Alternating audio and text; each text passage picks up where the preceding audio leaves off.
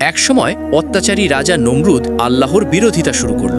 সে নিজেকে মানুষের প্রভু বলে দাবি করত, কিন্তু এক যুবক তার বিরুদ্ধে দাঁড়ালেন। তিনি হলেন আল্লাহর প্রিয় নবী হজরত ইব্রাহিম আলাইহিসসালাম। তিনি মানুষকে বললেন, তোমরা মূর্তিকে নয়, একমাত্র আল্লাহকেই ইবাদত করো।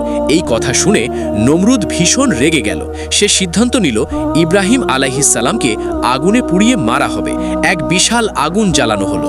আগুন এত বড় ছিল যে কেউ কাছে যেতে পারছিল না। তাই তারা একটি বড় যন্ত্র বানিয়ে ইব্রাহিম আলাইহিসসালামকে সেই আগুনের মধ্যে নিক্ষেপ করল। ঠিক সেই মুহূর্তে ফেরেশতা জিবরাইল আলাইহিসসালাম এসে বললেন, হে ইব্রাহিম, আপনি কি কোনো সাহায্য চান?